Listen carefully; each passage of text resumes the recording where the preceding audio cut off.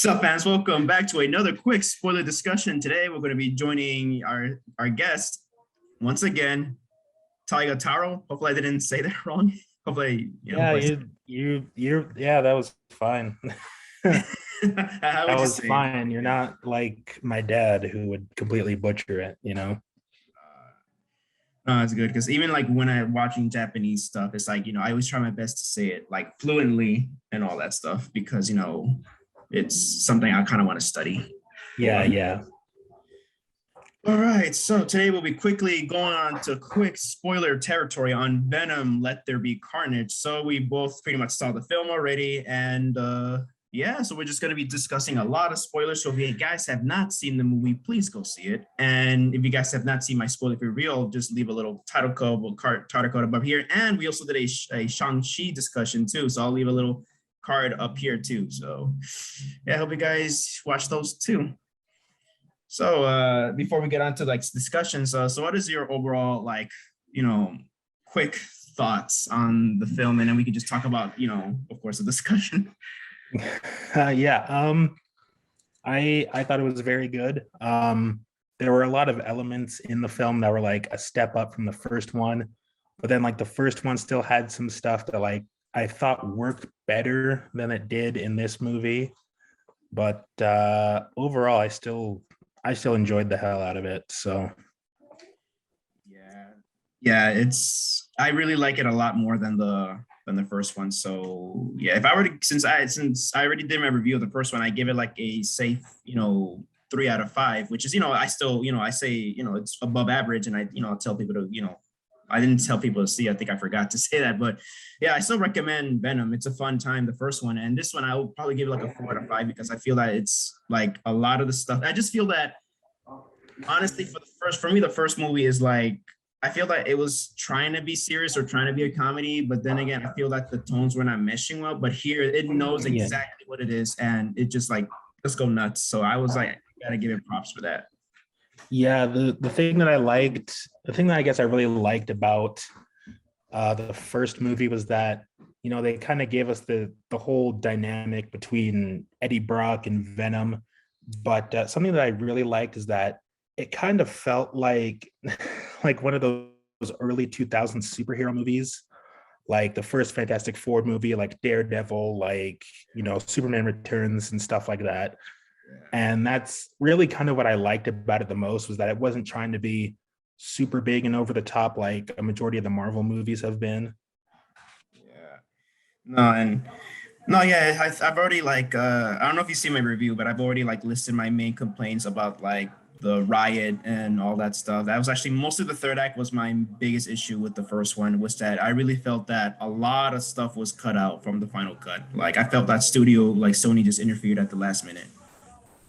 Yeah, yeah, which is a bit sad because they've been trying to make a Venom spin-off movie since like the third Spider-Man movie. When Venom was in it, they wanted to do a spin-off Venom movie, and then they wanted to have Carnage be the main villain of like the second movie. So I am glad that it did eventually come to fruition, and then we got the previous one, and now we got the second one with Carnage as the main villain. So Yeah. And really it's great. So yeah, what would you like rate the sequel? Like also the see, first one if you were to rate them. Yeah. Sorry. yeah, the sequel. The first one, because it's just a guilty pleasure movie to me. I think it's like I'd probably say like a 7 or an 8 out of 10, with the second one being probably like a 9 out of 10. Yeah. It's like that. Yeah, like a for me, like the first one's like a 6 or 7. This was like a not like an 8 or a 9. So it's like, yeah, this is so much fun. Yeah. Oh my goodness. And yeah, so you want to get onto the discussions now? Like spoiler? Yeah, yeah. So the thing that I liked was I kind of liked it and didn't like it was like Woody Harrelson as Cletus Cassidy he was amazing. He was phenomenal, but I didn't like how like they tried to make him a bit sympathetic, like they've been doing with a lot of the villains these days. I mean, it works for some characters, but if you like read any of the comics, Cletus Cassidy is not the kind of person you want to make sympathetic. Yeah, no, I remember like the comics, looking at, I didn't really read the Carnage stuff, but I've seen, of course, the footnotes and clip notes on people who actually read it. And I was a little squeamish coming in to see the movie because I'm just like, oh, they're gonna show, because I know he tortured the family dog as a child. So, and they kind of show that in the movie. So I'm like, oh, I was like, are they gonna legit show him like brutally like murdering a puppy or a dog? Because that guy was psycho. Like Cletus is a psychopath. Like this guy is. Yeah, he I feel like the movie probably could have benefited from an R rating, just because if you know the Carnage character, he is a very vicious and very savage character. And I feel like it being PG, like when I was watching the movie, like when Carnage first he breaks out and he's going all over the prison killing everyone, it kind of feels like this was an R-rated movie, but like you can kind of see where they've edited, like there's one scene where he like smashes a guy against the wall and then sticks his tongue down his throat and then like throws him, and like then you see like a lunch table being thrown, and I'm like, okay, this feels like if you left out the lunch table, you probably could have had blood splatter on the wall there. Yeah, like I feel, yeah. Yeah, it feels like you know, it feels like an R-rated movie, but mostly because of how Carnage is killing people. But because it was like PG-13, there wasn't a lot of blood, and so you could kind of tell where the blood and stuff was edited out. Yeah, because I know that Andy Serkis is not shy of showing blood and violence. Because I know that I've seen his Jungle Book movie, which I really, really enjoyed. He There was a lot of like brutality in that film, and that movie was not shy away to tackle the dark themes from the novel. And I feel that there could have been some blood. I mean, of course, not a lot of blood, really. And I feel that they kind of like painted it over. I feel like there was more blood in the first movie than there was in this one. Like, I mean, yeah, the characters will have blood on them, like if they get a cut or something like that. But like, I mean, even with like animated movies, they do little gags where like they're in front of a sheet and like someone throws paint and the paint sprays on the sheet and the people on the other side are seeing it. So it's like they still could have like done something like that and kind of censored the blood, but I feel like it really needed that, that little extra punch for the blood. Yeah, dude, no, especially with the Carnage's death, where Venom bites off Cletus's head off. I'm like, there should have been a splatter of blood all over the place, because there's no way the head can come off that clean like that. Yeah. I mean, unless all the blood like sprayed into his mouth before he dropped the body. Yeah. It's this one and the first one should have like had been R-rated, because there's a lot of like moments where like, dude, that should have been R-rated. This should have been really R-rated, because there's a lot of stabbings in this one, more so than the first one. There's a lot of like stabbings from Carnage, especially, and towards the guards, and it's like, holy crap. Yeah. I do think that like with a PG-13 rating, you can have blood, because I believe like Black Panther was fairly bloody despite it being PG-13, and you've got the other like these other movies that are PG-13 but still show blood. So I feel like it probably could have benefited from that. I feel like the main reason for it being like PG-13 was probably because of what happened in the mid-credit scene. Like, I feel like they were making like an R-rated movie, and then halfway through, once they started doing the mid-credit scene, they're like, oh, we got to make it PG-13. Yeah, and also PG-13 drives more ticket sales. Yeah. It's kind of like with, I know that Halloween Kills is going to do very well in theaters, but it could have done, of course, it would do better if it was PG-13. But who wants to make a PG-13 like? Yeah, who wants to make a PG-13 horror movie? I mean. Yeah. There are some, but then again, the best ones are the R-rated ones. Even like the Conjurings are like rated R, and in a way, it's kind of deservedly so, especially with the body twitchings and everything. So it's like, yeah. But yeah, no, I really felt that, as much as I actually quite like the runtime in this movie, I don't mind the runtime. It's just but I still felt like a lot of blood and some like stuff, like some scenes were trimmed for just to have more shows in theaters. Yeah, I definitely, yeah, I like the runtime. The runtime felt nice. I mean, it kind of, at times the movie dragged, so it kind of did feel like a 2 hour movie, but I was fine with it being an hour and a half. And yeah, the PG-13 was definitely holding it back because, I mean, when you see Carnage and he's first breaking out of the prison and he's killing everybody, it's super cool. But I feel like if there was the blood, then you probably would have gotten definitely more of a fear factor.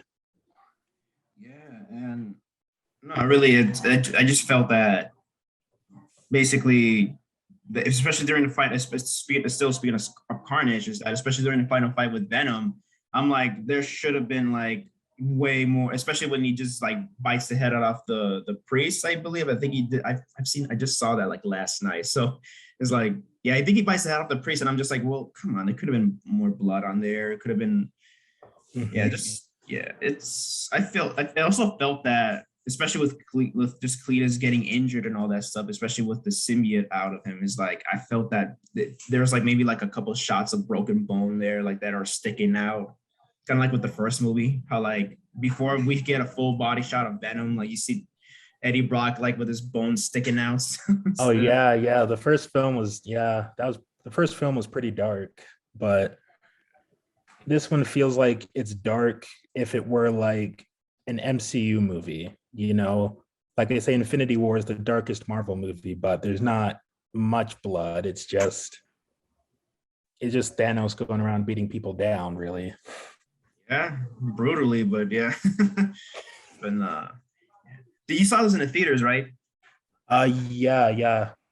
How was I mean, did you get did was Carnage overly loud when you first screamed? Because I know I saw it at the Dolby, but goddamn, even for like Dolby Atmos, that shit was so loud when he like first Um, screamed.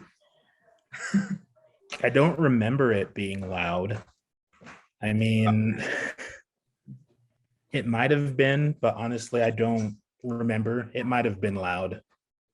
Yeah, because no, it was so loud. Even I think a couple of the audience members that were right there, they were like trying to cover the ears because holy crap, he was like, I mean, I know I get Dolby Atmos, but it's like, wow, that shit is very loud for like a Dolby Atmos sound because holy crap, it really feels like Carnage is in your face. It's just like, Yeah, I've and if it was loud, I mean, I could see the appeal of doing it.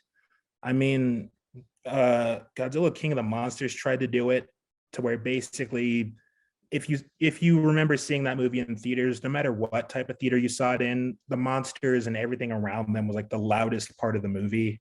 And it'd be almost deafening sometimes. yeah, it's no, yeah, I remember. I think yeah, we had a.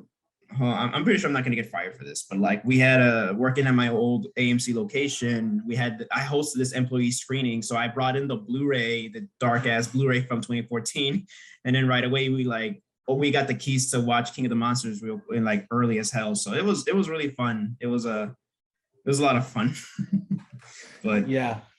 Um, Another thing like with Carnage is that he was really cool, but I felt his voice was like super deep.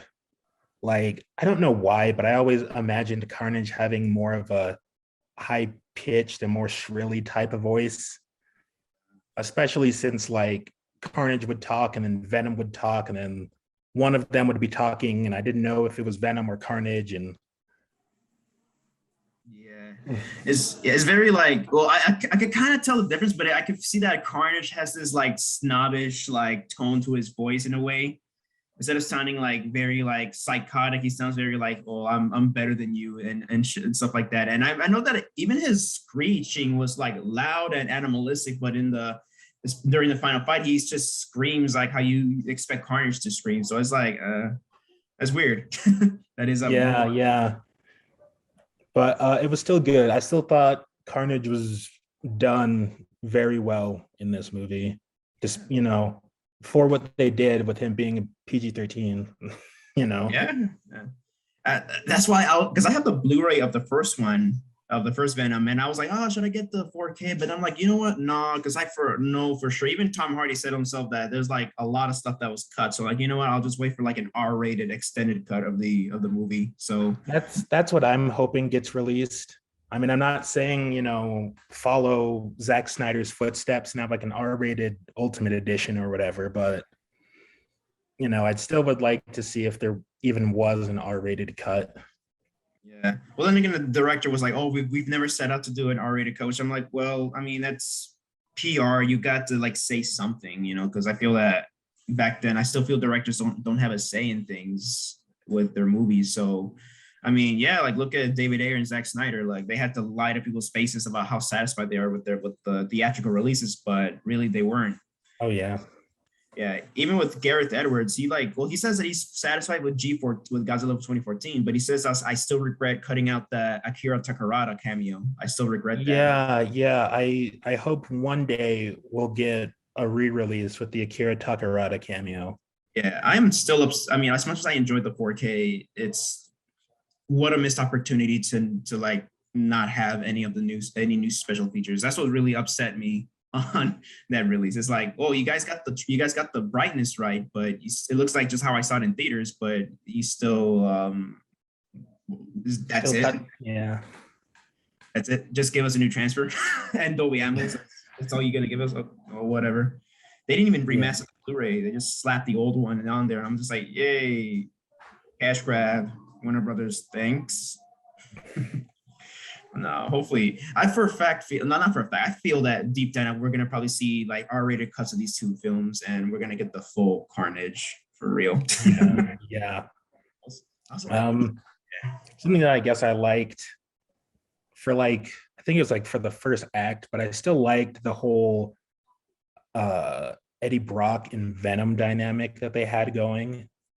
Like they're basically like, in the first movie they were becoming friends, and now they're like, they're basically a gay couple. So, yeah, a lot of people, even people who enjoyed it, they're like, man, even I posted on Twitter, it's like, yeah, this is a badass gay romance, which honestly, hey, I'm fine with it, because you know what, like, hey, it's a little on the nose, but it's like, hey, it's fun shit. You could tell that they were having fun with it. But yeah, they legit, because I know gay couples and heterosexual couples in real life, and they legit argue just like that.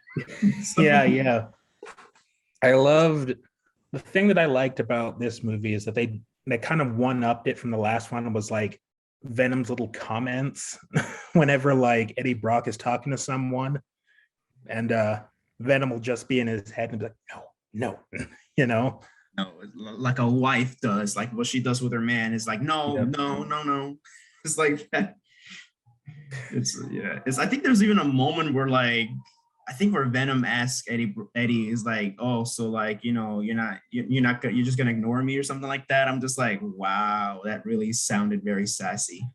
Like very, very sassy coming from Venom. It's like some people was like, it's like I watched Double Toast's review, and they're like, basically Venom's the wife and Eddie's the husband, and it's just like Venom keeps nagging and all that stuff. And there was like so much scene dialogue between the two of them where even Eddie is like acting like the husband of the two. It's just so, I'm just like, dude, these dudes argue like a married couple, and it's just adorable as hell. Yeah, I love it. Like probably one of my favorite scenes where that happened was like, it's like they went to Mrs. Chen's little shop, and like she ran out of chocolate, and he's like, we should eat Mrs. Chen, and he's like, no. Yeah. Oh no. I also felt that, I felt that Venom. Oh, no, you're right. I felt that. I really felt that Venom did not really mean that. I think it was just hangry right there. So like a woman, not to be sexy or anything like that, but but then again, I get angry too. So yeah. But from my experience, like women express it more than us. We guys try to keep it together, but it's like, yeah. It's like with women, it's like, well, don't fucking breathe next to me or some shit like that, and to like get my like scrambled eggs, like, okay. But it's again, it's funny. It's funny to see that. It's just, I think it's really great. Really, I think that's what holds. Like, I think that's for me the highlight of the film aside from Carnage. Yeah, the bromance that they've got, it's I love it. Yeah, even like near the end of the film, how freaking, I think Venom asks like, "Do you love me?" Oh yeah, he's like, yeah, you do things for people you love. He's like, wait, you just said you loved me? Oh my goodness. Yeah, they love each other. They're meant to be together. And you know what? I ship them. Yeah. Yeah, it's no, their chemistry is perfect in my opinion right here. It's like they perfected the chemistry right here. Yeah. And the thing that I think is even funnier is like uh Tom Hardy does the voice of Venom. So like I'm probably just and so I think about how while they're on set, Tom Hardy's probably doing like the Venom voice, just having a conversation with himself, and they're just sitting there recording it. Yeah. Oh yeah, that is funny as hell. Oh my goodness. I don't is it Woody Harrelson that's doing Carnage's voice? Um, I think so. I mean, I could look on IMDb, but I know that when I looked it up for Venom, it was I know Tom Hardy did Venom's voice.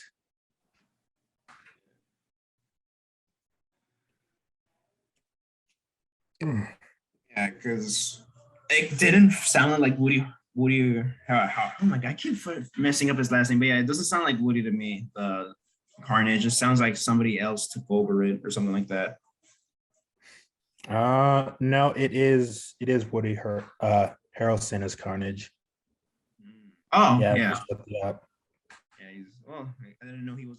Yeah, he has his voice talent. Yeah. Oh my god. Let's see. And then Shriek, so like Cletus Cassidy's girlfriend, Shriek, Mhm. she was pretty interesting. Um, I kind of thought that they were gonna set her up to be Scream, who's another symbiote, and she's like yellow and red. So that's Yeah. who I thought they were gonna set her up to be was Scream, Mhm. but apparently not. Yeah, I think is she dead? Because all I remember is the bell falls on her, and Yeah, I mean, the thing with a movie is like if you don't see the body, then it's safe to assume that, they could be alive.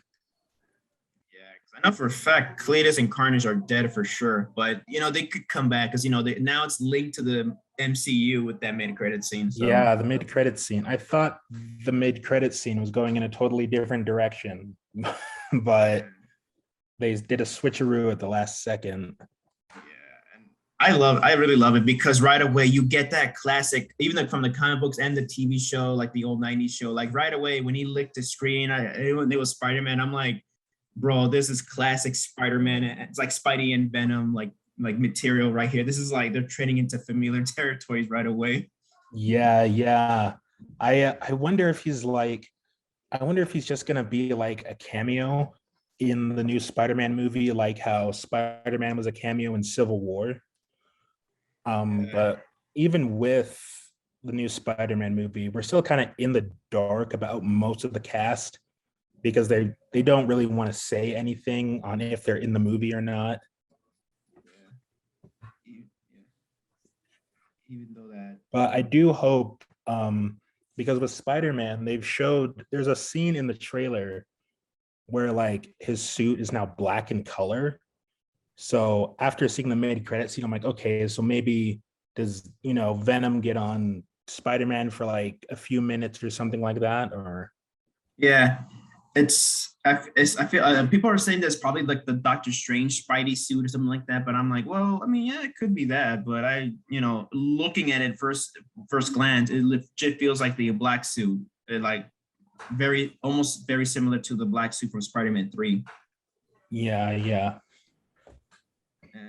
And who knows? I mean, then again, Tom Hardy was supposedly, well, apparently he was spotted on the No Way Home set with a Spider-Man No Way Home gear, I believe, or like a hat or a shirt.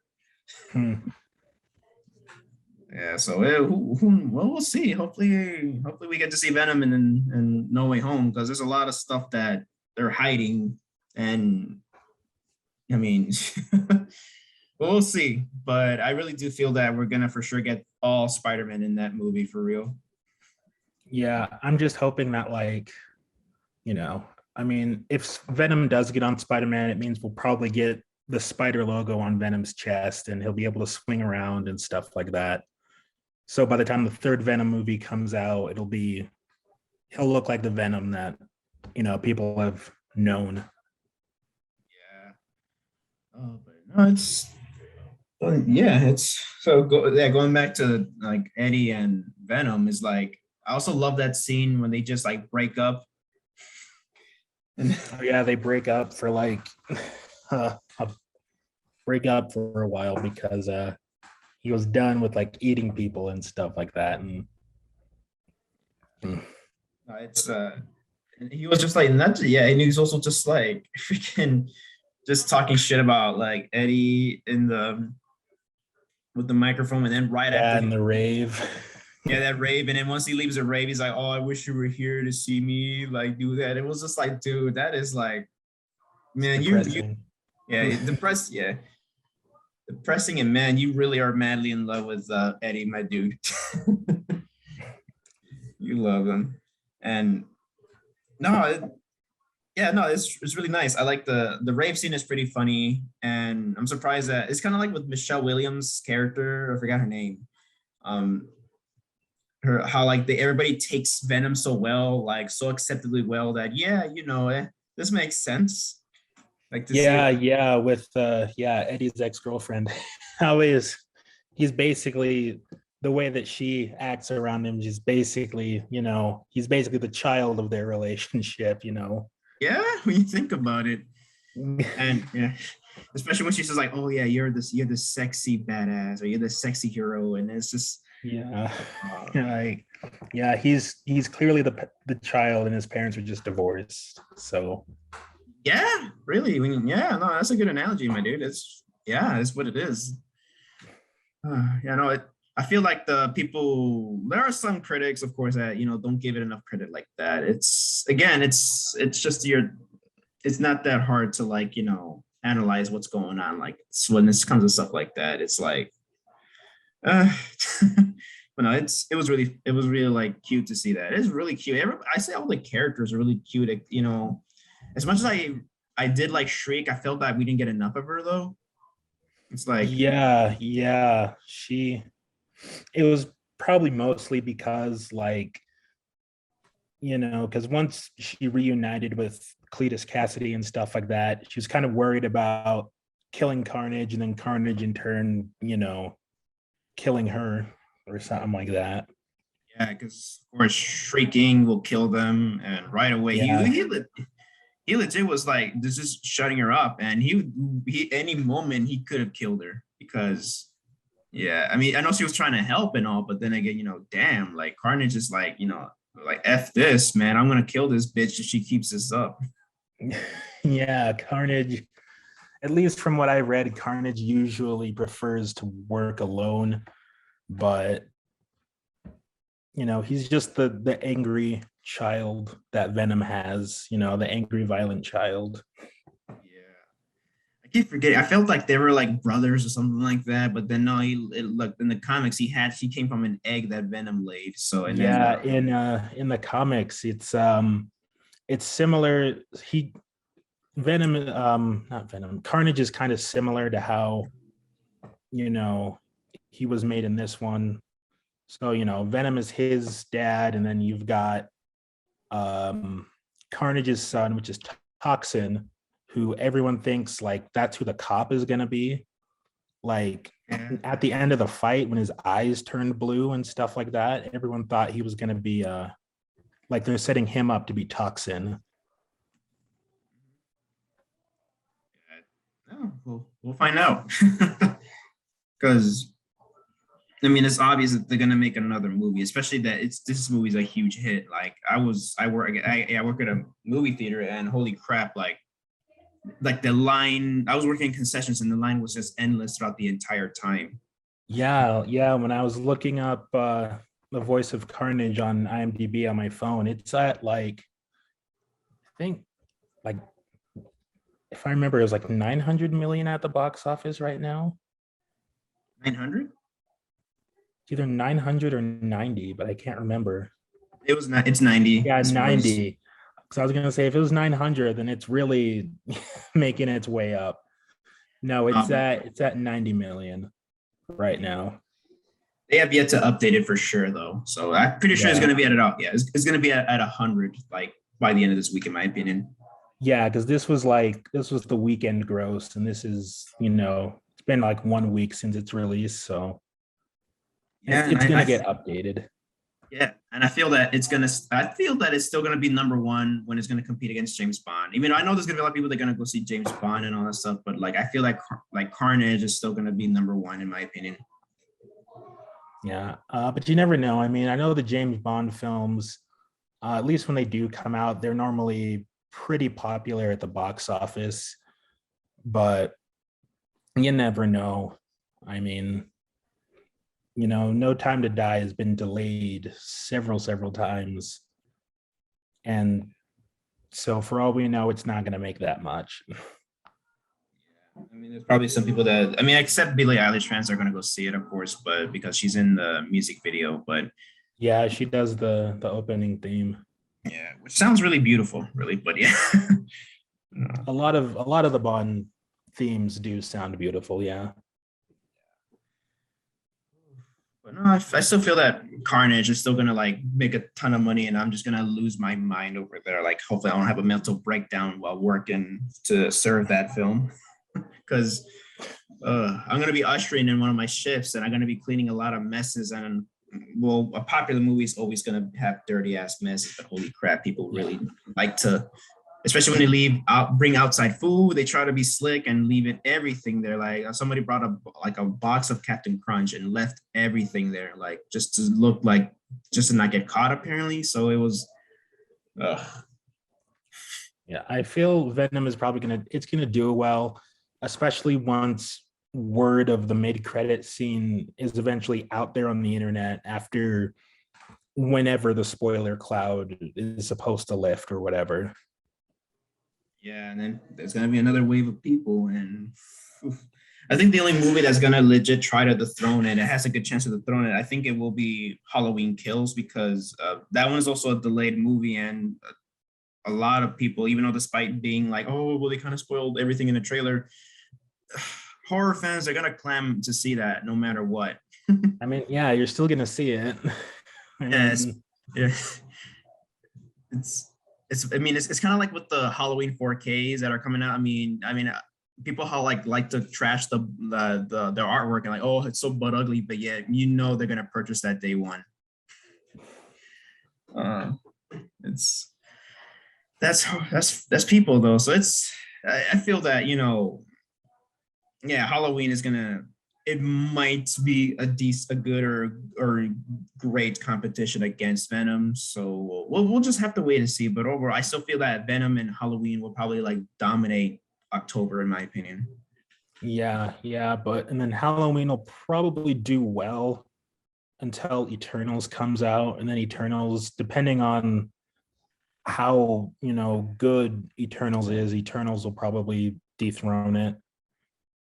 Yeah, and And then it'll be then the yeah, after that Spider-Man. is Spider-Man. So Yeah, it'll be, this is a loaded Marvel year, but I'm glad that they're creating solid stuff for Marvel. Even DC is creating solid stuff. So it's yeah, with yeah, the I, DC fandom is supposed to start like not this weekend, I think, but maybe next weekend, because this weekend is New York Comic Con. So I don't know when it is.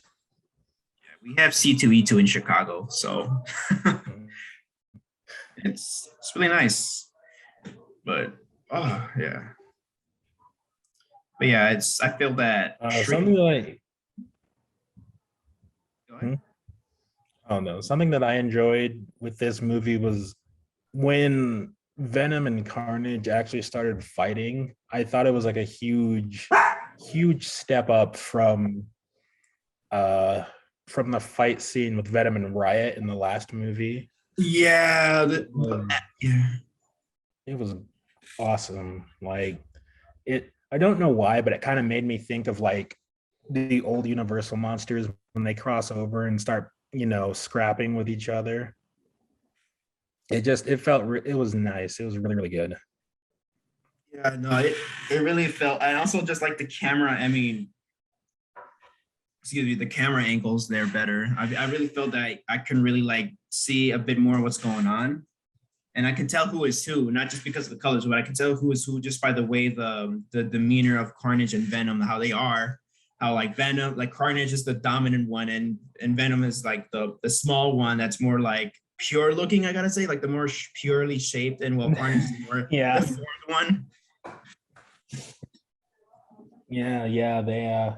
I liked how Carnage, he'd like kind of make himself look bigger, even though he was like physically smaller than Venom was.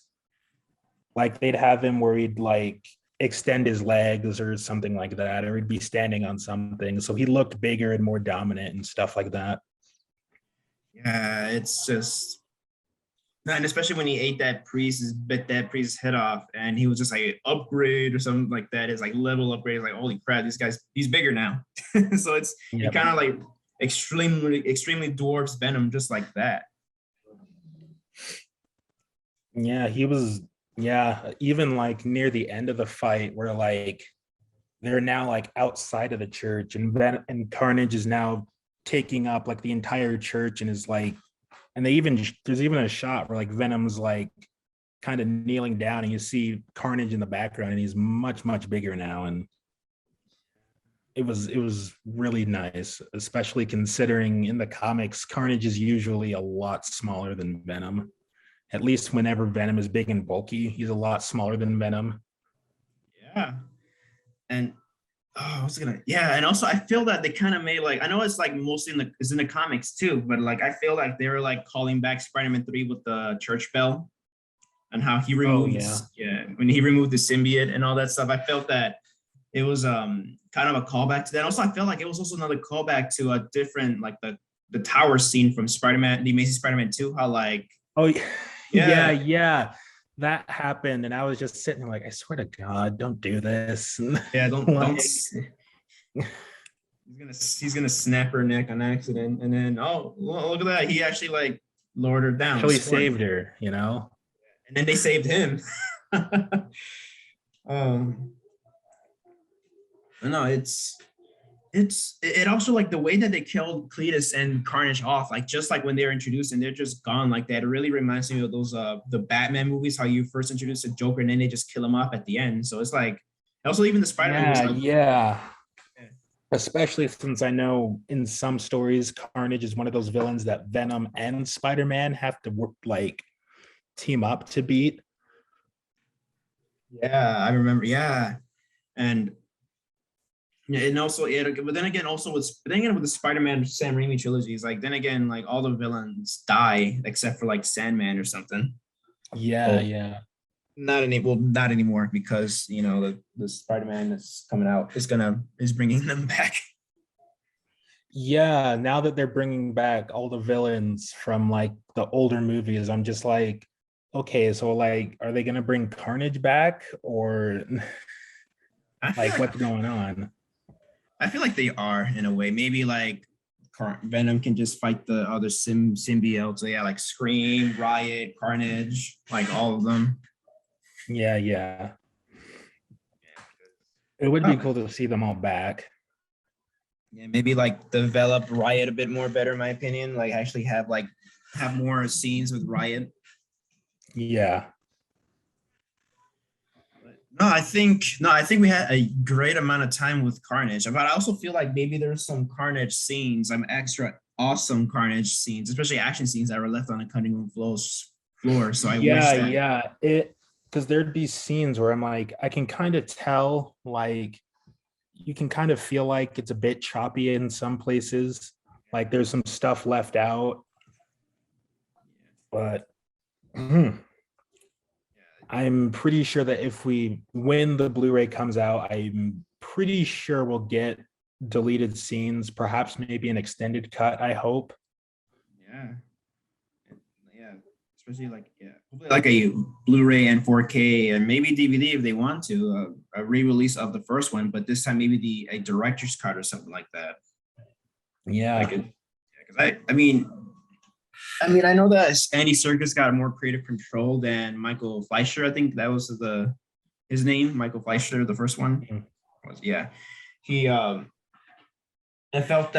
still feel that Andy Serkis's full vision was not realized on the big screen. I really felt that there were some moments when the scenes where I felt like, hey, there's a scene that should have been inserted here in between, especially with, I believe that scene with, I felt like there was a scene missing in between with, I think there was a scene with the cops, with the police. And then, no, it was like a scene where Eddie is visiting that orphan house where Cletus grew up with. And I'm like, I felt that there was a couple of seconds or a couple of minutes that were trimmed right there before he because he just shows up right in front of the gates, which, hey, it does make sense because you could just he's abandoned, you can easily walk up to it. But I'm just like, I felt that maybe there was some like extra stuff that was trimmed out in between that. Like extra. Yeah.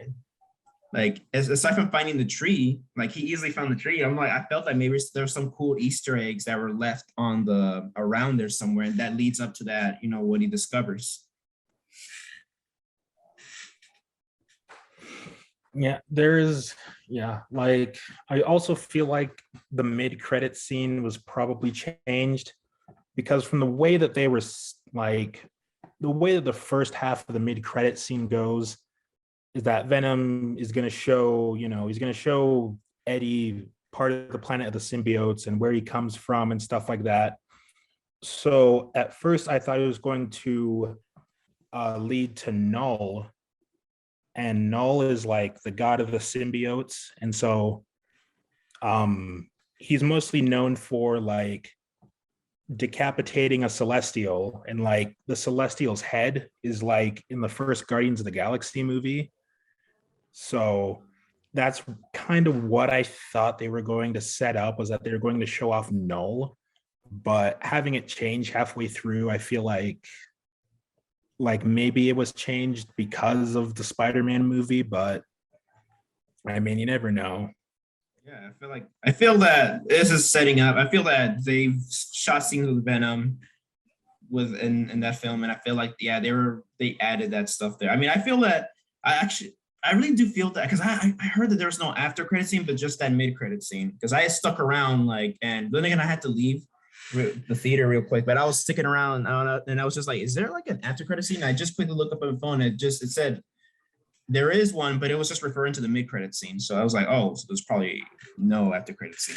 Yeah, it was like that with the first Venom movie. It was just the mid credit scene. Yeah, it was the colorful credits, and then you get to like a mid-credit scene, and then you get nothing. I mean, there is an after-credit scene in the first movie, but then again, that was like more of an advertisement for the next one, for the Far From Home. Yeah. But then again, it did the movie in a way. When you think about it, Venom kind of set up the multiverse first, in my opinion, because it did say meanwhile at in a different universe. So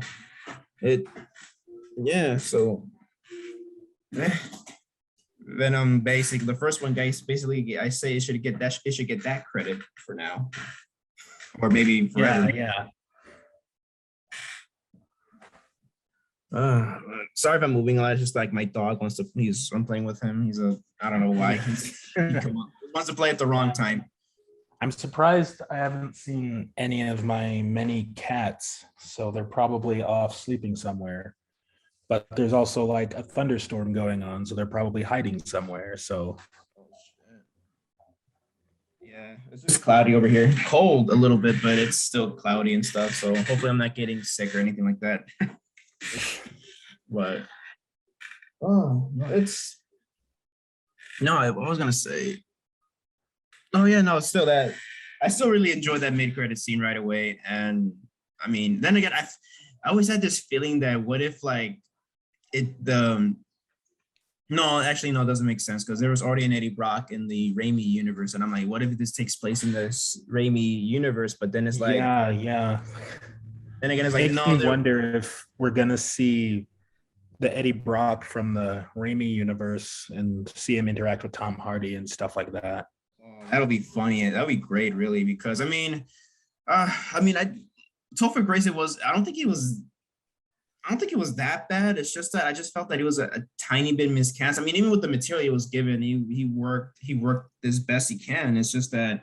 Yeah, I mean, Venom wasn't even supposed to be in that movie. Like originally, it was just supposed to be Sandman, but the producers were like, put Venom in it because he's the bigger, badder, and more iconic villain. So Yeah, and it's and also there's I think we're supposed to get like a better like developed version of the new Goblin, and it didn't happen because it was just like you hyped them up for the first two movies, and then you just get rid of them like just like that. Like yeah, it's I but think, however, Venom from that movie, the way that Venom sounded from that movie, that's kind of how I expected Carnage to sound in yeah, this movie. no, I think yeah, they no, should sound like that. yeah. I also got to give props to Sam Raimi for doing practical effects with the jaw of Venom in that one. But then again, I mean, I still say he looks great in the first movie. He does look gooey. He looks great, but it's just that the way they set him up, it was just like very shoehorned in. It was so rushed. So it's like, like it is what it is. But probably that's a different video for a different time. Because this new Venom, in my opinion, is just very more leans more towards the comics more than the Raimi one. Then again, I heard that Sam Raimi was never even a fan of Venom at first. Like he was never a fan. I Like didn't hear that, but like I did see like behind the scenes stuff where like you'd have like they had this Venom and it was like a complete bust and it was like totally animatronic and it was like it's this really old prop and it's really really cool looking. Venom yeah. was also like more purple in color instead of black. I think in some comic iterations, or just like some, because I know that even from DC and Marvel, like there's inconsistent artists and they try to color stuff. It's like with when Venom would look blue instead of like black, and yeah, Sometimes when he's colored, he'll be blue or like he'll be purple or something like that. yeah, I know that I played the Spider-Man game on the PlayStation 1 and he was blue in that one. Yeah. I know it's the same thing with like Spider-Man 2099.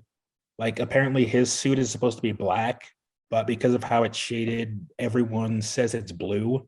So he's kind of always been blue and everything after that. But then when they show him in black and they're like, no, his original color is supposed to be black. But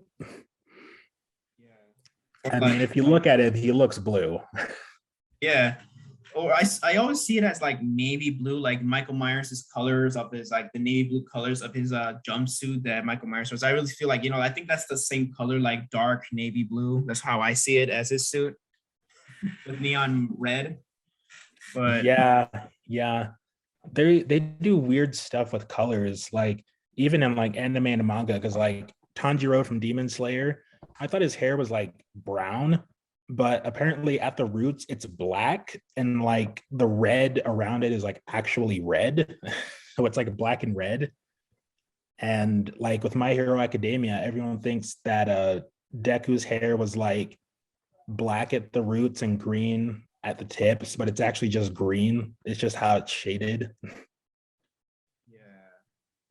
Yeah, no, it is inconsistent art and it's inconsistent colors, but I mean, yeah, it is. Well, it is what it is. I mean, it's if it was purple, I would have not have liked it if it was purple in the Sam Raimi film. But glad they I went. think in the Sam Raimi film, he's supposed to be purple because I remember getting because like Burger King did the Happy Meal toys for like the Sam Raimi trilogy, and I had a Mm, Venom one, and like it was purple.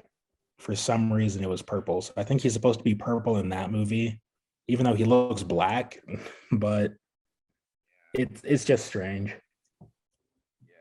yeah, it is strange. I remember like when I think there was like a Burger King that was shutting down or something like that. It was closing its doors, and it was around when Spider-Man 2 came out, and then they just gave us like the entire like catalog of the toys like they were closing down, and we had like ordered like kids meals, and they gave us like the entire like all of the Spider-Man toys, like the watch and the glider and everything like that. And it was like really funny, really hilarious looking back. I thought it was cool as a kid, but looking back, that's really really hilarious. But Yeah, because I'd want to collect all of the Happy Meal toys. So like then my dad would also collect the Happy Meal toys because at the time, um, it was like they were doing something with eBay, or like if you get like a full collected set of like McDonald's or Burger King Happy Meal toys, they'd be worth like a lot of money. yeah, I kind of was a little curious on collecting the Taco Bell Godzilla '98 toys because those are pretty cool, despite being like a Taco Bell toys. It's like I had like the cup holder that they had where like it was a really big cup holder and it'd wrap around your drink and stuff like that. And then I have a 1998 Godzilla toy, but it was one of the toys with sound, but because it's so old, the sound barely works now. So I do have a plushie like a stuffed Godzilla in '98, but it's like from the show. It's not from like the movie. It's actually from the TV show. Especially how the colors look on him. It's like it looks like much like the show, and I wouldn't be shocked. It was like no, if I were to show it like a collection of it, would have been like, oh, this is from the movie. Like no, that's from the show because look at the colors. It looks more lighter and browner than the black looking from the movie. So it's I still have it and stuff like that. But if there's gonna be any toy collecting, I will say would collect like super mini pluff figures now. yeah, my toy collecting is I'm trying not to because I really don't have a lot of room in my room anymore. But then they'll be showing off like a new Kamen Rider thing or like a new Ultraman thing. And I'm like, okay, now I have to have it. Yeah. No, all I got is yeah. I'm trying to get my hands on the what do they call the? I know it in English. I think the Falcon Zord from Mighty Morphin Power Rangers because I have the Muteki Shogun, like Shogun, and it says on the box that if you buy the separately the Falcon Zord, like you get to combine it, and it's like oh crap, I did not know that. I mean in the show yeah, but like I didn't know that they actually created a separate like the Falcon Zord. I think it's what's called. Mm. So the Ninja Falcon. I have not collected Power Rangers probably since I discovered Super Sentai. But even so, I didn't start collecting Super Sentai until like just this most recent season. But I every so recommend. often there'll be something Power Rangers that they release and it'll be cool. Yeah, I recommend it. They're really I mean they're like Gundams. You got to build them first, but they're really fun to build if you have the right tools. And I mean, I just got Guile King, the Gosenger, like Guile Ranger, the Wild Force, what they call it. But like it's I got Guile King, so it was because I have the original Wild Force Megazord. I'm like, you know what? I want to own a miniature version of it, see how it looks in comparison. But of course, it's gonna be smaller. Yeah, I keep wanting to collect like one of the big mechs from a Sentai season, but there's just so many of them. And I feel like if I get one, then I'm gonna want to get all of them. So I'm kind of being careful with it. Yeah, me too. I'm just gonna like get the Ninja Falcon Zord, and also I'm gonna try to get if they ever announce it, I would love to finally just complete my lineup of which is my favorite Power Ranger season. Is also like, in my opinion, a great season in my opinion, which is a Denji Sentai Mega Ranger, which is the Astro and Delta Megazords, but it's called the Galaxy Mega and Delta Mega. And I want them to, hopefully Bandai can announce it. Hopefully they'll release the Mega Winger and Mega Voyager. So hopefully it'll happen. Yeah, Flame Toys has got like this really cool stylized Megazord that's coming out. Like it looks like a Megazord and also like a Transformer at the same time. But I don't know if it's like a figure or if it's like a really big model kit, because Flame Toys does both model kits and Transformers figures. So I'm not sure if it's a figure or a model kit. But those model kits can get huge because like when I was at Comic-Con, they had these massive, massive boxes for like a Gundam or like something like that. Do they do like Marvel toys too, like Marvel figures? Flame toys. I don't know. Like I know Hot Toys, they do figures from like movies and stuff like that, but I don't know about Flame Toys though. I wanted to get an Alita Battle Angel one, and it's like I couldn't get my hands on it because I couldn't afford it at the time. Even though I had like a Yeah. job and I had a lot of money and all stuff. I was just at the time. I mean, even now I'm like way more responsible with my money. I'm like, you know what? I can't muster up the to pay for that because I was like, well, I wanted to lead a figure and yeah, it was just way out of my budget. So it's just like, no, I can't. Yeah, they're coming out with a Hot Toys Carnage from the movie. Oh my And goodness. oh my gosh, like it is so much, but I'm like, it looks so cool. Oh my goodness. Yeah, because I remember they released a damn good one from Venom from the first one. I'm like, man, it'll look sexy as hell next to the next like the Carnage and Venom will look sexy as hell next together. You know, you could probably make them look like they're fighting. So it's man, Yeah, the it's Carnage one it looks amazing, which is kind of saying something because like there's a lot of really good Carnage figures out there. Like Kotobukiya, they did a Carnage figure and now they're re-releasing it, but now it looks kind of different. Like it's got a different head and like the red is darker and it looks more like it's coated in puffy paint or something like that. So it looks less like comic book Venom and more like a more stylized Venom, which I think is pretty cool. Same with Carnage. if I were to own like I own multiple like Spider-Man figures, but man, I would like to own like a nice Spider-Man figure next to a very nicely, even especially articulated figure of Venom and Carnage and the Green Goblin, basically most of the Sinister Six. Because it's but then again, the Sinister Six had multiple members, so it's like I know that Doc Ock was one of the found. I think he was like the founder of the Sinister Six. So I believe. Yeah, I think that's who they're setting up as the villains in the new Spider-Man movie. And it's going to be made out of like the multiverse of characters and stuff like that. It sounds even more epic when I think about it. Like it really sounds like. I mean, it's gonna be like the Holland, McGuire, and the Garfield. Like all the villains are gonna just come together, and Yeah, it's because they wanted to do a Sinister Six movie because they were setting it up in the Amazing Spider-Man 2. And so yeah. what they were going to do was they were going to do Amazing Spider-Man 3 and then like a Sinister Six spin-off movie. But because uh the Amazing Spider-Man 2 kind of underperformed, it didn't really take off.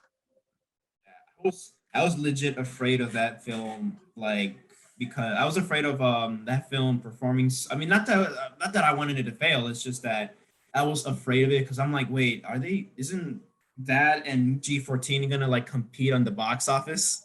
And then I think Yeah, the Amazing Spider-Man 2 came out like a month or two, I think, before Godzilla, because it would have been, I think it was like March or April when it came out, because I was still in school and 2014 came out like a little before summer vacation or a little after, yeah, or for me it probably was during, I don't know. I was in my first year in college when it came out, so it was like no, it was like my year and a half year in college. So it Mm. was but it was like yeah, right on the summer semester, which I didn't take, but yeah, it was on the that's when it came out, and I remember it to this very day. And I was sitting next to a packed audience, but they were all rude. They would just not shut the hell up. They Yeah, laughed. They laughed I when saw the that movie like I think I saw that movie like 3 times in theaters, which is I think the most I've ever seen a movie in theaters. Because I saw it opening day, and then I saw it like the weekend or the week after with my dad. And then after that, we saw it again because they have a drive-in theater out here.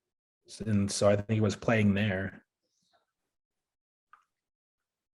Yeah. I just know that I saw it at least 3 times. Yeah, I went to go see it, of course, first. I missed the 2D show was sold out, so I had to catch the 3D show.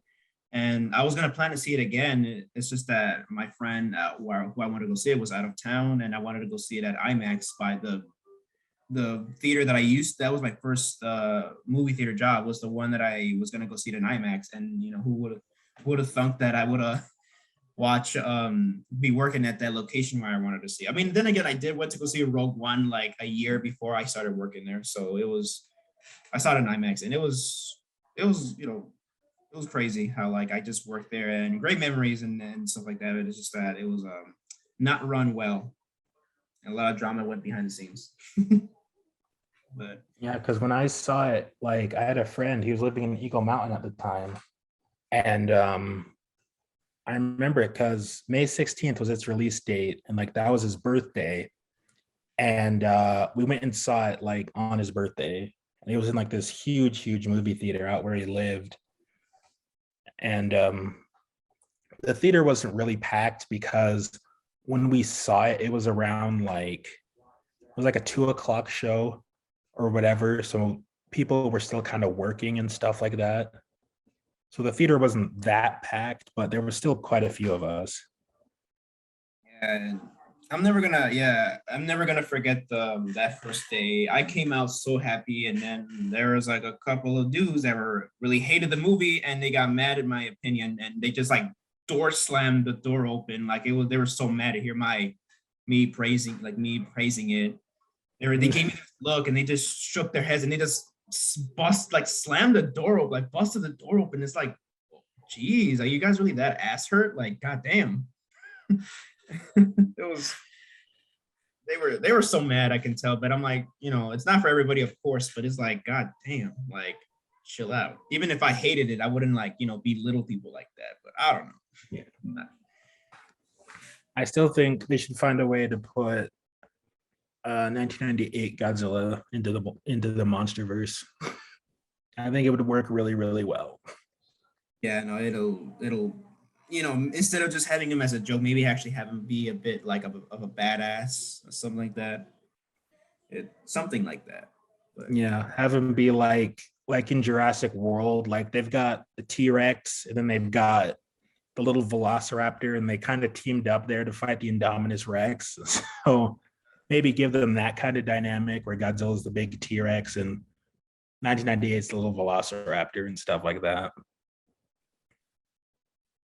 but only time would tell. It ain't over till it's over. Yeah.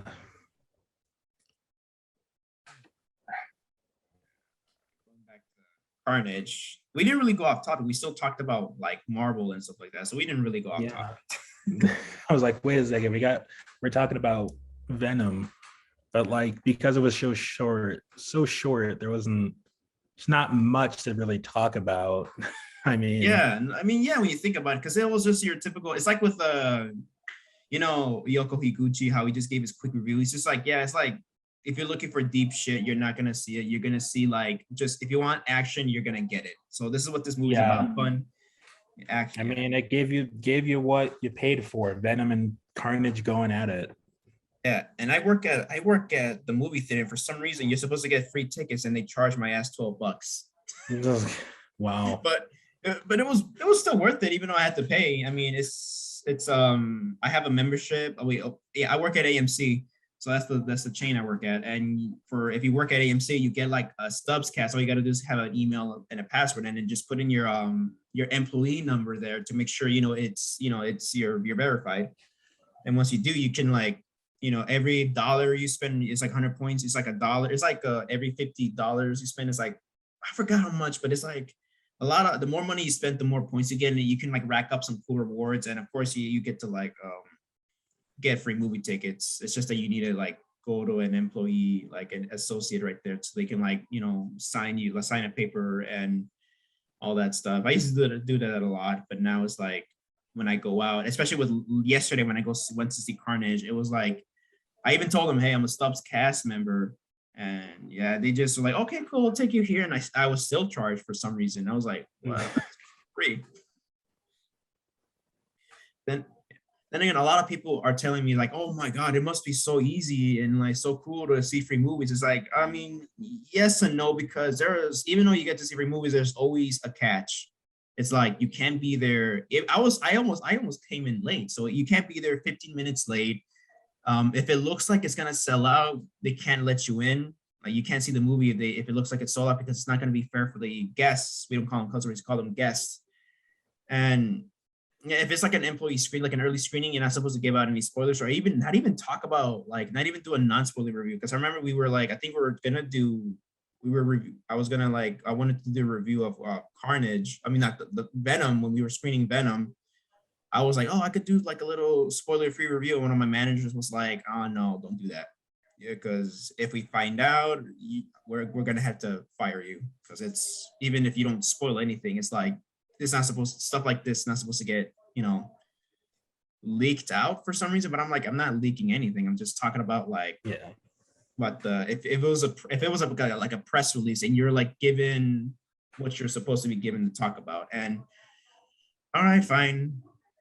Yeah, we got an employee screening of Venom, the original, so it was nice. We didn't get one for Carnage because of the pandemic, but I mean, it is what it is, and hopefully we get to an employee screening for at least Spider-Man, hopefully, because it's going to be something that a lot of the employees are going to want to watch early. Yeah, I'm hoping we'll get a new trailer for Spider-Man here soon.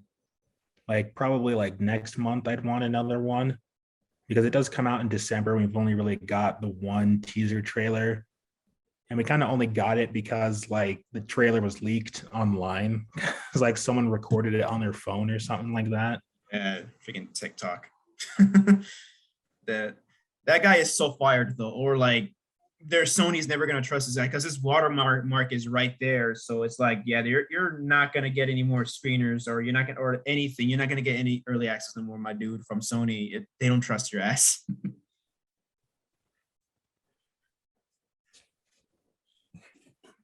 It's kind of like with the Halloween Kills, how like a week before, or like not like a week, the day before the trailer was dropped, it was like they were supposed to like drop it next week, but then somebody leaked of course like a shitty version of it online, and then freaking Universal was like, you know what, fuck it, let's just drop it, let's just upload it now.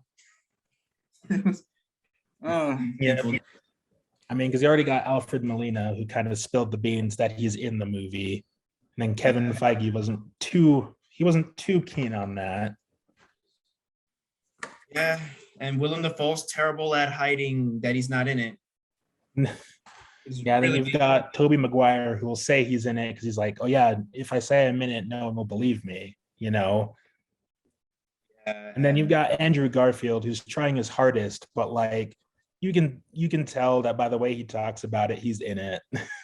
Yeah, and Emma Stone is kind of like, hinting that she's in it. So it's and apparently Kristen Dunst is in it. Apparently, supposedly she's in it too. You know that she was talking mad shit about the new Spider-Man and the Amazing Spider-Man films. I'm just like, girl, are you that bored? You have nothing else to do with your life right now than to talk shit? Even Sam Raimi is such a fan of the Amazing Spider-Man in the new movie, so he's just like, yeah, man, I love these movies, it's really nice, and it's so cool to see them like bring it back. So it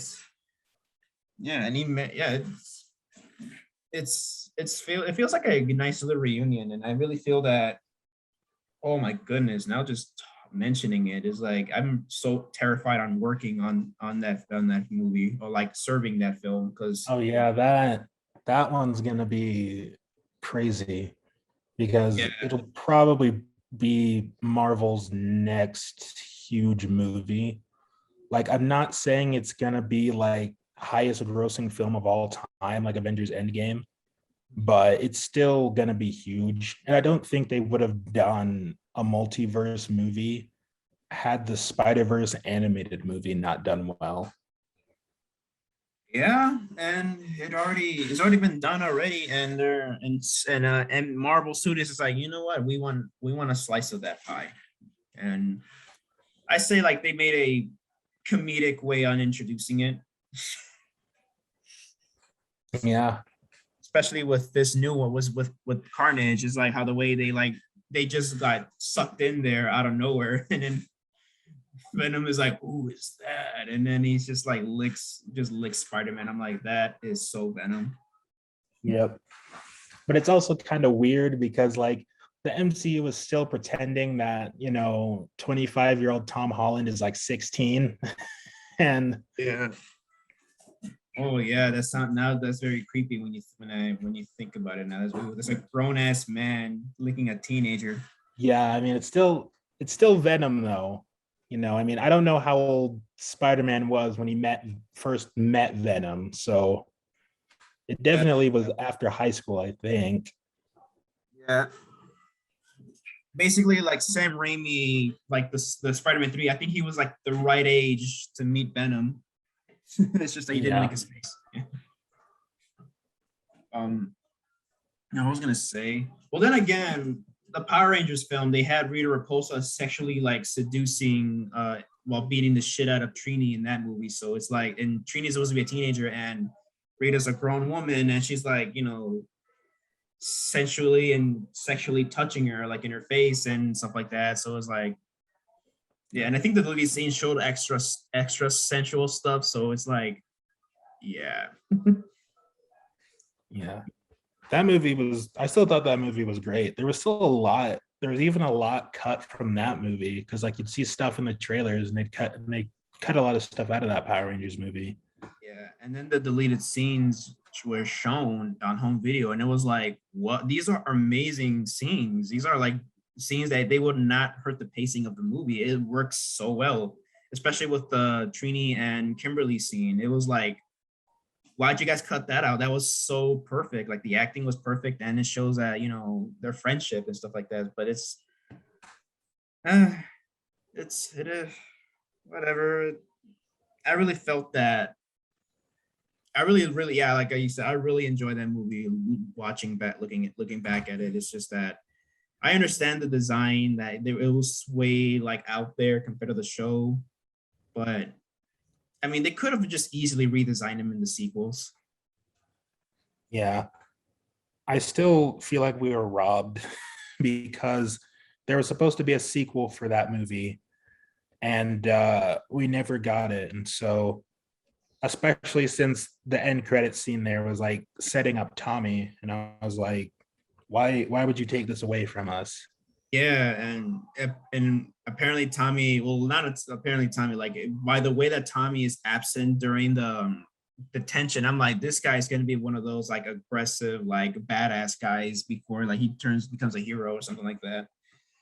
Because I really do like that these are teenagers with attitude, and yeah, Yeah, it's that just movie was dealing with some pretty heavy stuff. yeah, with and I believe Trini was either lesbian or bisexual, and she couldn't just share with her family, and her family was pressuring her to have friends, and Kimberly was having insecurities with like people basically calling her a slut. And Yeah, so I mean, they're basically, teenagers, but not how Power Rangers portrays teenagers. yeah, and I really like how fast they morph. Like, wow, that's really fast. I do miss the poses and all that stuff that they put up, but it's like, like, then again, if you really don't want the villains to like get the upper hand, at least morph pretty quick. Yeah,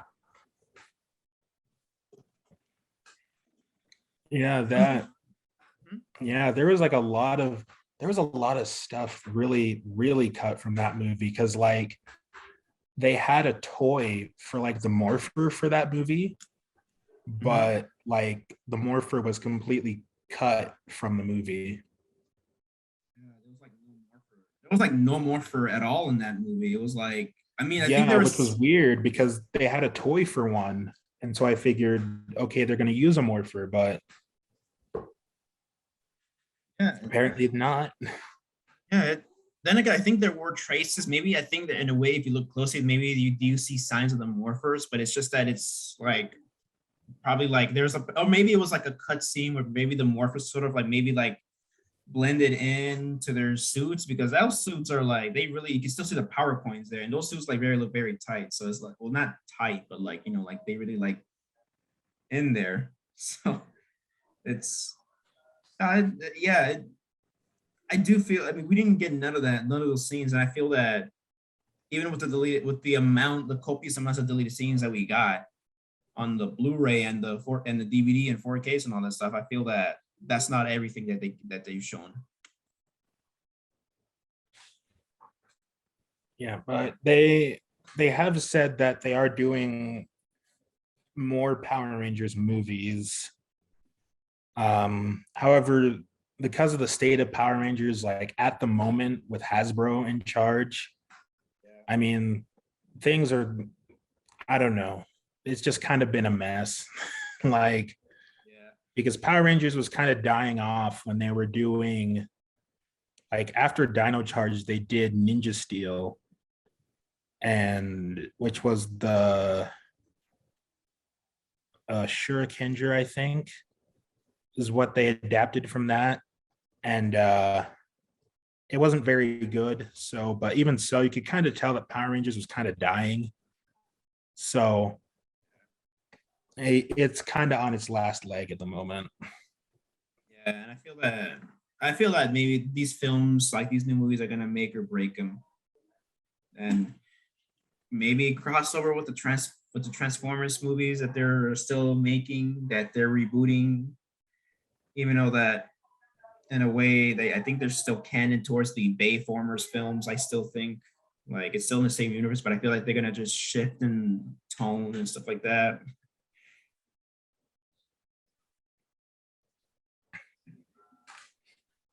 Mm. And However, I again, do think what?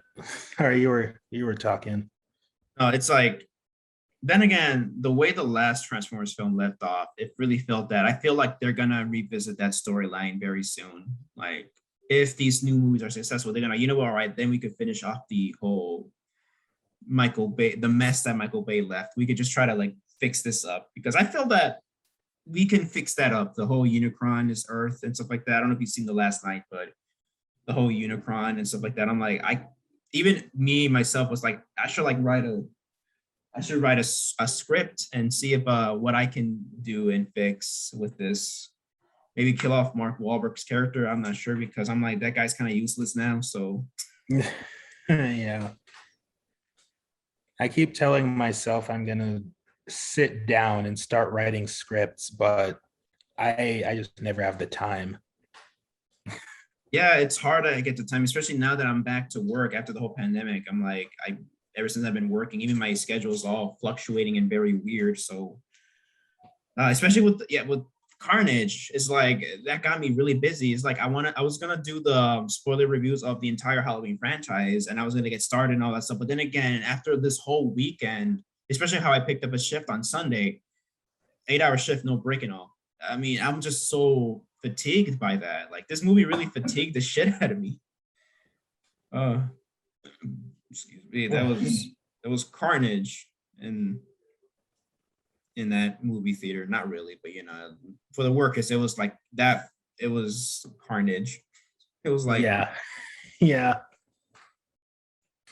and so you were saying like later before I was got done talking now.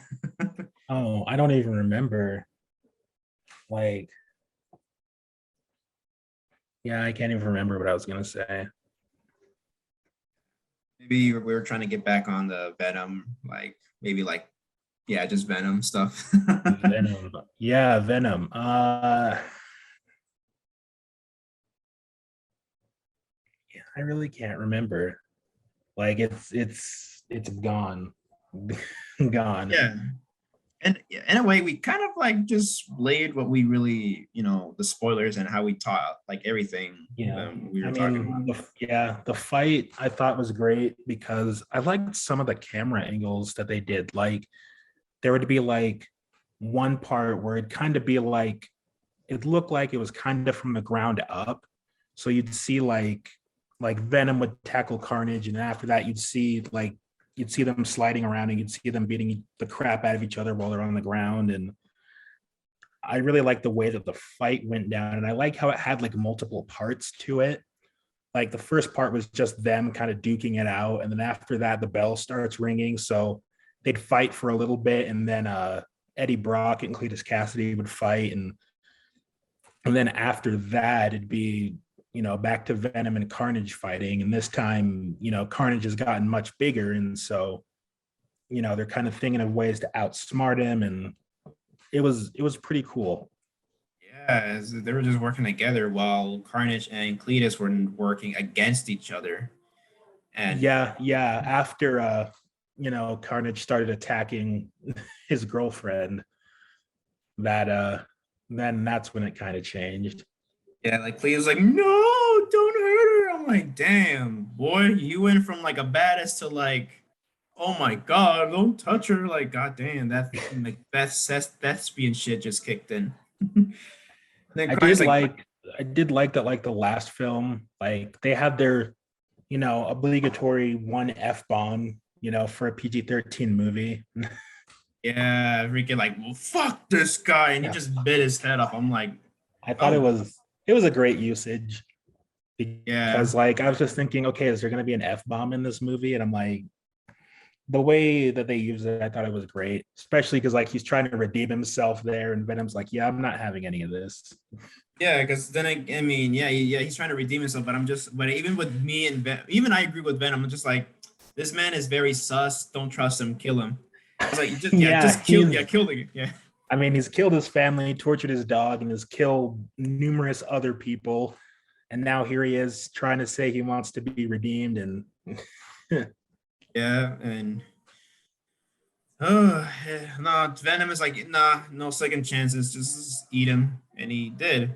yeah, one thing that I didn't really like about this movie was that it kind of felt like it took place immediately after the first movie, Yeah, I know. because they were talking about like the FBI and the IRS were still kind of, you know, watching Eddie and stuff like that, even though like that first Venom movie came out like 3 years ago. So, and so it's kind of weird that for like the past 3 years, he's just kind of been feeding Venom chickens and chocolate. And I Oh, just thought it was a bit strange. yeah. I got them, those goddamn chickens. I don't know why they made me laugh. Those goddamn chickens. And freaking, it's funny how like, well, then again, it's not really, you know, not that uncommon that Venom is like he has pet chickens and then, but he still eats chickens. Yeah, he's like, just eat those two. It's like, I cannot eat them. They are my friends. It's like, and he just eats a bunch of, and then again, I also feel like, you know, like not just, you know, doesn't long for the appetite for chicken, but he's just like, you know what, he's like, I have pet chickens. I don't want to eat them because I don't want to feel, you know, Yeah, like it's a like they've hypocrite. got small brains. Small brains don't satisfy me. Human brains are bigger. Like, yeah, he's got a point. They're probably juicier too. Yeah. Honestly, I'm glad those two worked it out at the end. They worked it out. Yeah. The thing that I thought was like kind of funny was like how the movie went off of like they saw this one thing, and then that's how like Venom completely solved like all these years worth of murders and stuff like that. And then that's kind of like how I feel with some movies. It's like if they just did this to the villain at the very beginning, the movie would be much shorter. Yeah, and the film was pretty short, so uh, but it's really, you know, it's really nice, especially how like it's kind of like Venom is. You can tell how smart that guy is, especially not just by, you know, when he was fighting Spider-Man, like how smart he was. Venom is smart as a entity himself, so he like analyzed that map that cleated those clues that he left right there in his cell that right away, like he knew right away right there. So it's, you know, Venom is charmingly smart, you know, that people make him out to be. Yep, I'm just hoping that if he is in the new Spider-Man movie, that it's done really, really well. Yeah. Hopefully they have a like a little quick fight scene where, like, in my opinion, hopefully Venom dominates Spider-Man. Like it's and then maybe Spider-Man can maybe like last minute get a quick hand on him and he just be like, yeah, all right, let's work together on taking out these Sinister Six, as they call themselves, something like that. It's Yeah. But sometimes Venom has been on the Sinister Six. So yeah. I wonder how that's all going to play out. Yeah. But we all know that, just especially how like they develop Venom in this one is like, I feel like they're just mostly going to be like friends or allies rather than like, yeah, they're probably going to fight for like a little bit. Mm-hmm. Because like when they saw him on the news, they're like, they saw the article where it's like Spider-Man's wanted for murder. So they're like, oh, okay, we're going to go kill this guy next. Yeah, at first it was like something like an instinct that caught him, but then again, they're not. Yeah, now you just brought that up. Like, I think it said wanted for murder, but I also feel like it's something in both in between. Like, oh, this guy's wanted for murder, let's kill him. But also like something about this guy, I'm attached to. It's like it's like that. Like I feel like there's something keen that Venom sees with Peter, and like he's a wanted murderer, apparently. But man, I really was busting out laughing. I think I was the loudest in the audience when he was like, right as when like Venom like shows himself, like he just shows up at the church, and freaking Cletus just morphs into Carnage, and he was like, "Oh shit, yeah, oh shit." I'm like, dude, that is. Whoa, okay, come back out. It's like it's a red one. I can't. Like those are very dangerous. Like those are like. Come on, just like you're being pleased, like, hey, wait, what are we doing here? Like, yeah, you know what, Venom, just try your best, and then even throughout near the fight, like, hey, we're gonna die. Like, probably my favorite part for Venom was, can't remember what it was, but it was in this movie. Oh yeah, it's when they're having their breakup fight, and he's like, he like headbutts him in the face. Yeah. I'm sorry, I don't know what came over me. Here, let me fix it. It's like, now I'm just gonna break it again. Yeah, it's like, holy shit. He's like, it's like with he's like the wife, how like, it's like, oh, I'm so sorry, I'm sorry, baby. Here, let me. It's like, and she'll smack the husband again. It's like that. Oh, dude, he is definitely the wife of the two. He's definitely the female. Yeah, he's the woman, and he's very he is very sensitive. Our guy Venom is very sensitive, and you can tell, especially when he was possessing the store owner. I forgot her name, Miss Chan, I think. Mrs. Chen. Mrs. Chen, yeah. Chen, yeah. I really do. When she was impersonating Venom, or she was doing her Venom performance, she was really good. Yeah, I really liked her. Her like, when she's like acting as Venom, I really, really dug that performance. I was like, I got sucked into it. I don't know why, but it was just so good. Yeah. Yeah. This the thing that I like how Venom's just, it's just the voice in your head,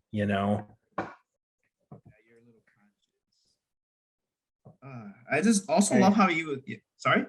I liked how Eddie Brock, he's having dinner with his ex, and she's telling him that, she's engaged, and as they're leaving, he's like, I'm gonna make you cry. You're gonna cry now. and makes Eddie cry, makes him gets up and leave. And oh my goodness. And right away she was just like, is Venom with you? And then later it's like, come here. He's like, no, I'm playing dead now. She was like, come here, Venom, take good care of Eddie for me. It was like, oh shit, that is so clever. I mean, not that she was never dumb, but she was just like, come on. Yeah.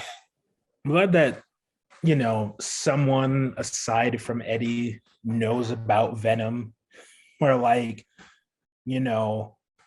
like her fiance, he really doesn't know about Venom. but then when he does see Venom, he's like, oh, okay, what? Yeah, it's funny because I really like the fiance character in the first one. How he's just more understanding. He's just trying to, he's just trying to help out Eddie. But in this one, I'm just like, damn, where did this 180 came from? This guy is just like, man, like Eddie Brock's just crazy and all that stuff. It's like, oh, maybe, but then again, maybe he's justified because of how what happened in the first one. How it was just like, I think he socked him in the face. Like that's the last thing Yeah. we saw of that guy. It was. This movie was definitely, it was really good. It was definitely the highlight of my year.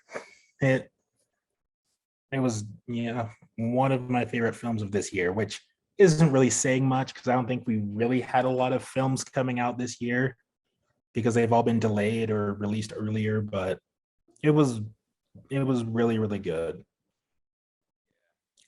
Yeah, no, it could be on my top 10, or I mean, it could be just in my honorable mentions if I were to do like a top 10. I mean, I still give it a 4 out of 5, but it's, yeah, I mean, who knows? I could just probably I've added 4 out of 5 star review, like rated movies on my lists and stuff like that. For me though, it's still going to be Godzilla vs Kong. That one still has the crown on it.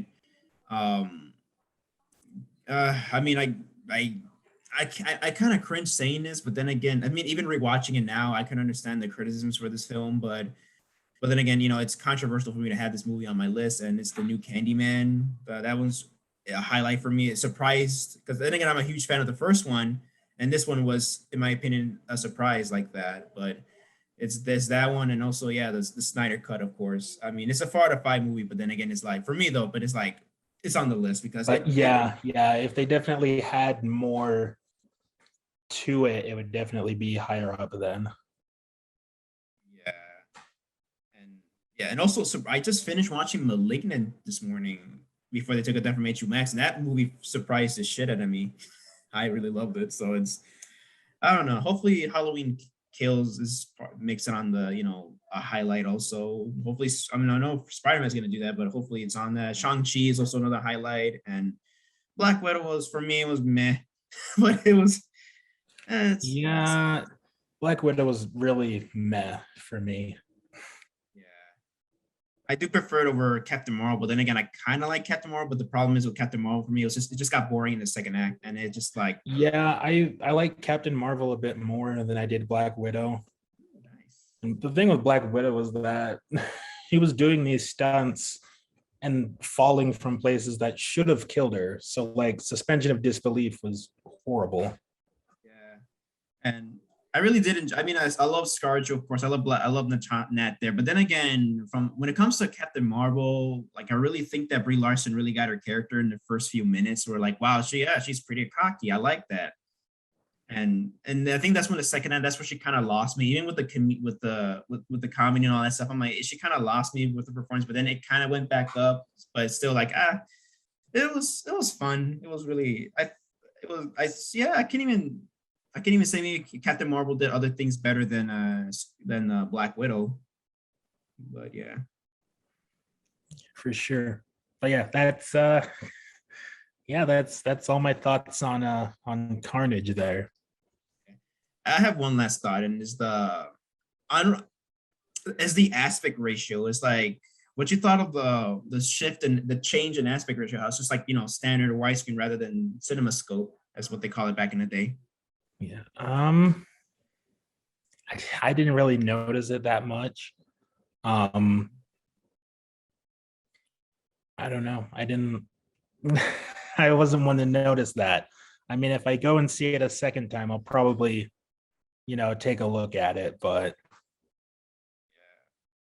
It's a different aspect ratio, but you know what? I like as long as it's framed good, which I think is really great. The cinematography, it's especially with Andy Serkis's direction. It's like yeah, I think it's well made, the cinematography and the aspect ratio, because I know that it threw me off. It's like why are they going with a more smaller ratio than the wider one from the first one? But it is an artistic intention. Is probably also to make it look like it's a condensed story, but at the same time make it epic at the same time, because it's even if you have an entire screen filled in the theater and not have the black bars on top and bottom, you're still gonna get like a better cinematic experience.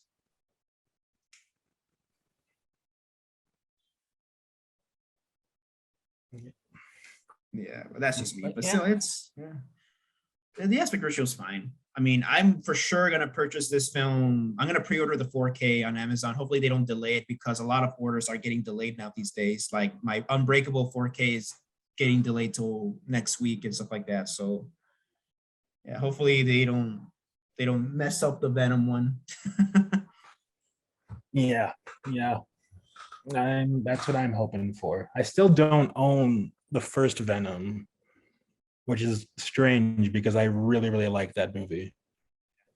You can get it. I mean, even with the 4K and Blu-ray, you can still pick it up, but it's like it has a new cover, which is the theatrical poster, but with the white border on it. But then again, it has that stupid like PS5 essentials. It's like, what the hell? Yeah. Even like with the if you, I don't know if it's still there, but on the No Way Home trailer, it's like at the last few seconds, you see like an advertisement for PS5 controllers. I'm like, did they really just like did some plug-in merch at the end? Yeah, Insane. plug-in merch for like a console that's really hard to get. Like I was lucky to get one, but I'm not gonna get it just now. I'm gonna wait for the Pro because also I'm a little disappointed that Dolby Vision was not introduced. Dolby Atmos is on there. I know you can activate it, but it's like, why isn't Dolby Vision there? Which is weird. Which I think Xbox has it, but uh, yeah, I'll pick it up someday.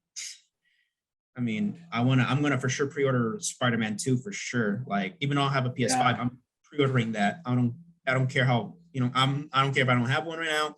I'm getting that game no matter what. and yeah, for all you know, there's like the Spider-Man 2 PS5 release where it's like bundled with the console. Yeah, hopefully, yeah. And oh, what you think of Tony Todd voicing Venom in the game? I thought that was like, I mean, no disrespect to Tom Hardy, but he's great as Venom, but like, oh my gosh.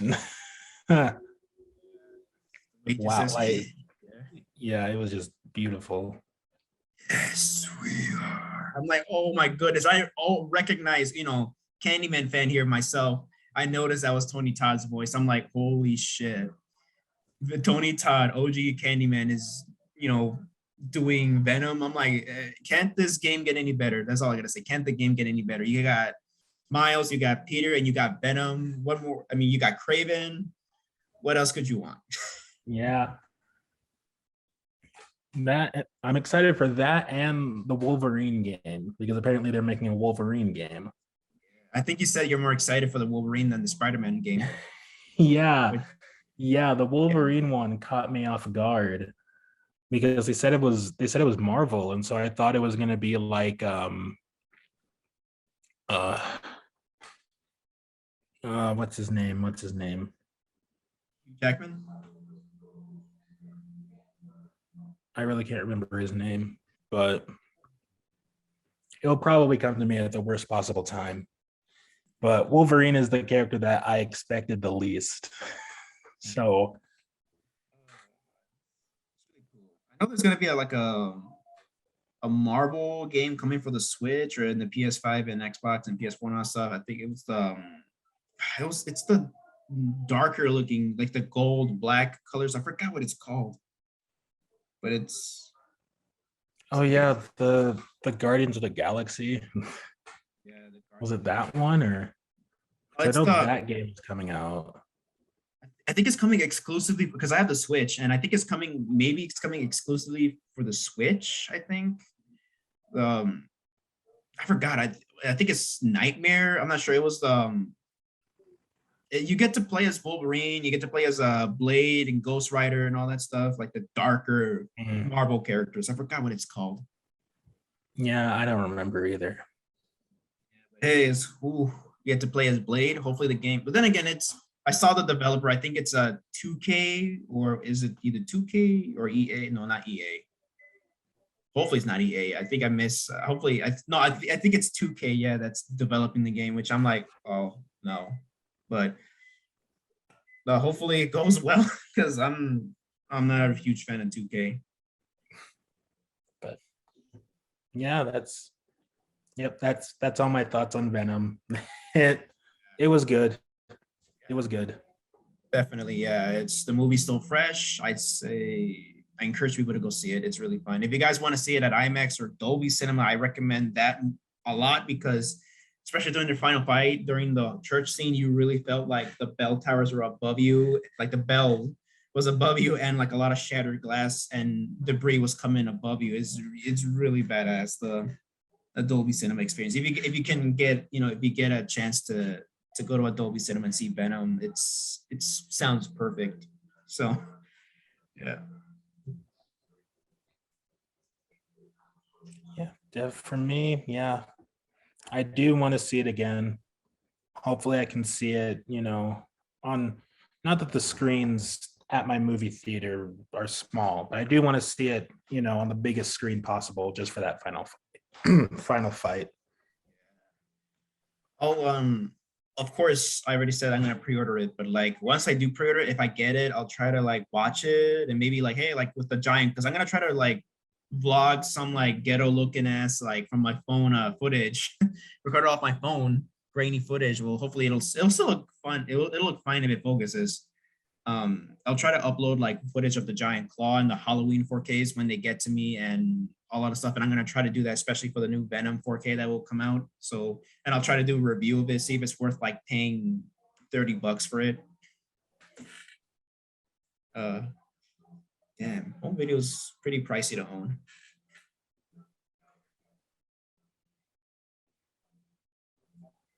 All right. I don't know how to like, Oh, yeah, I don't know. Do we like sign off or something like that or I what? know.